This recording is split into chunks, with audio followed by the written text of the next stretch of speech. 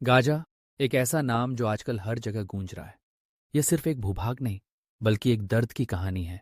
एक ऐसी कहानी जो हर इंसान के दिल को छू लेती है। जब हम गाजा की बात करते हैं तो हमें याद रखना चाहिए कि यह सिर्फ एक क्षेत्र नहीं, बल्कि उन मासूमों का घर है जो अपनी जिंदगी जीने की कोशिश कर रहे हैं। अजान की आवाज सुनाई देती है, लेकिन क्या यह सिर्फ एक धार्मिक बुलावा है? नहीं, यह एक चीख है, एक पुकार है उन लोगों की जो दर्द में है। गाजा की गली गली में, हर घर में, हर बच्चे की आंखों में एक अनकही कहानी है। एक कहानी जो बताती है कि कैसे युद्ध और हिंसा ने उनके जीवन को नष्ट कर दिया है। गाजा में हो रहे हमलों की खबरें हर दिन आती हैं। आंकड़े डरावने हैं। 10,000 से ज्यादा लोग मारे जा चुके हैं, जिनमें 4,100 से अधिक बच्चे शामिल हैं। ये बच्चे जो अपनी मासूमियत में खेलते कूदते हैं, क्या वे आतंकवादी थे?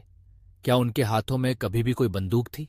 नहीं, वे सिर्फ बच्चे थे जो अपने सपनों को जीने की कोशिश कर रहे थे। जब हम गाजा की तबाही की तस्वीरें देखते हैं तो हमें रोती हुई माँओं और घायल बच्चों की छवियां याद आती हैं। ये दृश्य हमारे दिल को चीर देता है। अस्पतालों में घायलों की भीड़, मलबे में दबे लोग, ये सब एक सच्चाई है जो हमें झकझोर देती हैं। क्या हम इस दर्द को महसूस कर सकते हैं? क्या हम उन माँओं के दर्द को समझ सकते हैं जिन्होंने अपने बच्चों को खो दिया है? गाजा अब एक कब्रिस्तान बन चुका है। स्कूल, अस्पताल, घर, कुछ भी सुरक्षित नहीं। हर जगह अंधेरा है, लेकिन इसके बावजूद दुनिया चुप है। क्या यह हमारी जिम्मेदारी नहीं बनती कि हम इस चुप्पी को तोड़ें? संयुक्त राष्ट्र की बैठकों में केवल निंदा होती है, लेकिन क्या निंदा से गोलियां रुक जाएंगी? क्या बच्चों की चीखें शांत हो जाएंगी? यह सिर्फ फिलिस्तीनियों की जंग नहीं है, यह इंसानियत की जंग है। जब हम चुप रहते हैं तो हम भी इस जुल्म का हिस्सा बन जाते हैं। अगर आज हम अपनी आवाज नहीं उठाते तो कल यह आग और फैल जाएगी। हमें एकजुट होना होगा, हमें अपनी आवाज उठानी होगी। गाजा में मरने वाले सिर्फ नाम नहीं हैं, वे किसी के बेटे हैं, किसी की बेटी हैं, किसी की माँ हैं। क्या हम इनकी याद में खड़े नहीं हो सकते? क्या हम इनके लिए अपनी आवाज नहीं उठा सकते? हमारी चुप्पी, हमारी निष्क्रियता, ये सब इस जुल्म को बढ़ावा देती हैं। हमें अपने दिल की आवाज सुननी होगी। हमें उन लोगों के लिए खड़ा होना होगा जो खुद को बचाने के लिए संघर्ष कर रहे हैं। हमें उन बच्चों के लिए खड़ा होना होगा जो अपने भविष्य की तलाश में हैं। एक ब्लैक स्क्रीन पर सेव गाजा, स्टॉप वॉर का संदेश उभरता है। यह सिर्फ एक शब्द नहीं है, बल्कि एक आह्वान है। हमें इसे साझा करना होगा, इसे फैलाना होगा। हमें अपनी आवाज उठानी होगी। जब तक हम जुल्म के खिलाफ खड़े नहीं होंगे, हम भी इस जुल्म का हिस्सा बन जाएंगे। इस दर्द को महसूस करने के लिए हमें अपने दिलों को खोलना होगा। हमें उन लोगों के लिए लड़ना होगा जो अपनी आवाज खो चुके हैं। हमें उन मासूमों के लिए खड़ा होना होगा जो सिर्फ जीने का हक चाहते हैं। ये हमारी मानवता की परीक्षा है।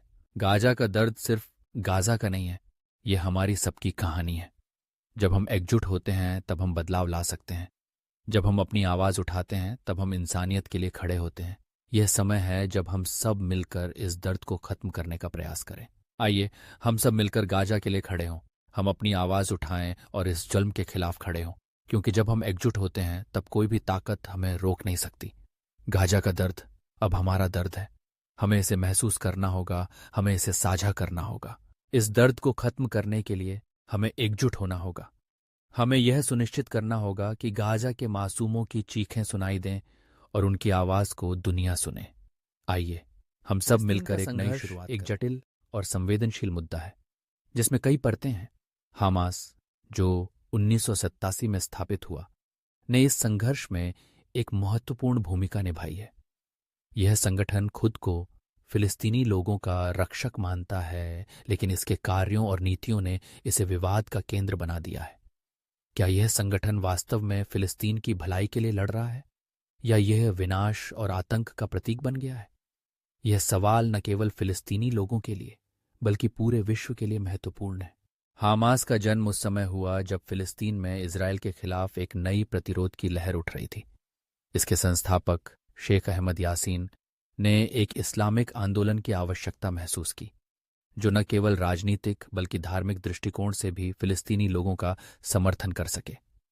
हमास ने खुद को एक इस्लामिक प्रतिरोध के रूप में स्थापित किया, जिसका मुख्य उद्देश्य इजरायल के खिलाफ संघर्ष करना और फिलिस्तीन की आज़ादी हासिल करना था।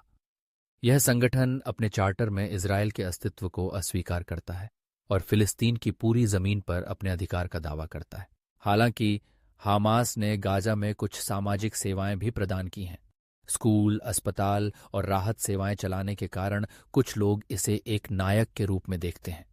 लेकिन यह एक जटिल तस्वीर है। जब हमास इजरायल पर मिसाइलें दागता है तो इजरायल जवाबी हमले करता है और इसके परिणाम स्वरूप आम नागरिक, विशेषकर महिलाएं और बच्चे सबसे अधिक प्रभावित होते हैं। गाजा में बार बार होने वाले बमबारी के परिणाम स्वरूप कई मासूम जानें जाती हैं और जीवन की बुनियादी जरूरतें भी प्रभावित होती हैं। इस संघर्ष में एक महत्वपूर्ण सवाल यह है कि क्या हमास वास्तव में फिलिस्तीन की आज़ादी के लिए सही रास्ता अपना रहा है? युद्ध के माध्यम से आज़ादी हासिल करने की कोशिशें कई दशकों से चल रही हैं, लेकिन क्या यह रणनीति सफल हुई है? क्या हमास के हमले और इजरायल की जवाबी कार्रवाई ने फिलिस्तीनी लोगों के लिए कोई बेहतर स्थिति बनाई है, या यह सिर्फ एक अंतहीन चक्र है जिसमें केवल विनाश और पीड़ा बढ़ती जा रही है?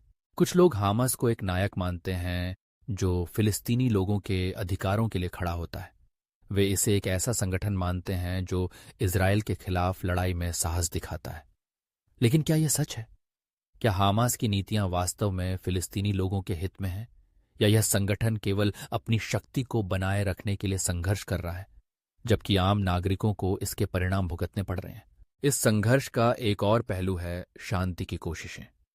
कई बार ऐसे प्रयास हुए हैं जब दोनों पक्षों के बीच बातचीत की गई, लेकिन ये प्रयास अक्सर विफल रहे हैं। शांति वार्ता के दौरान हमास की भूमिका हमेशा विवादास्पद रही है। क्या हमास वास्तव में शांति चाहता है, या यह केवल समय खरीदने का एक तरीका है? जब तक इस सवाल का उत्तर नहीं मिलता, तब तक फिलिस्तीन के लोग इसी अनिश्चितता में जीते रहेंगे। जब हम इस मुद्दे पर विचार करते हैं तो यह महत्वपूर्ण है कि हम केवल एक दृष्टिकोण से न देखें। हमास के समर्थक और आलोचक दोनों के विचारों को सुनना आवश्यक है। फिलिस्तीनी लोगों की पीड़ा और संघर्ष को समझना जरूरी है, लेकिन साथ ही यह भी देखना होगा कि हमास के कार्यों का उन पर क्या प्रभाव पड़ता है। क्या यह संगठन वास्तव में उन्हें आज़ादी दिला सकता है, या यह केवल एक और समस्या का हिस्सा है? युद्ध और शांति का यह जटिल खेल केवल फिलिस्तीनी लोगों का नहीं है। यह एक वैश्विक मुद्दा है जिसमें विभिन्न देशों और संगठनों की भूमिका है। जब तक इस मुद्दे का समाधान नहीं होता, तब तक फिलिस्तीनी नागरिकों को इसी तरह की चुनौतियों का सामना करना पड़ेगा। शांति का मार्ग कठिन है, लेकिन यह संभव है। इसके लिए सभी पक्षों को एक साथ आकर विचार करना होगा और एक ऐसी रणनीति विकसित करनी होगी जो सभी के हित में हो। अंत में हमें यह समझना होगा कि हमास का मुद्दा केवल एक संगठन का नहीं है, बल्कि यह एक व्यापक संघर्ष का हिस्सा है। यह संघर्ष न केवल फिलिस्तीनी लोगों के लिए, बल्कि पूरे विश्व के लिए महत्वपूर्ण है। जब तक हम इस मुद्दे को गंभीरता से नहीं लेंगे, तब तक हमें सच्चाई का पता नहीं चलेगा। हमें यह सोचने की आवश्यकता है कि क्या हमास वास्तव में फिलिस्तीनी लोगों का रक्षक है, या यह उन्हें विनाश की ओर ले जा रहा है? आपकी राय क्या है? क्या हमास फिलिस्तीन की भलाई के लिए लड़ रहा है, या इसे विनाश की ओर धकेल रहा है? इस मुद्दे पर आपकी सोच और विचार महत्वपूर्ण है। आइए इस चर्चा को आगे बढ़ाते हैं और एक बेहतर भविष्य की दिशा में कदम बढ़ाते हैं।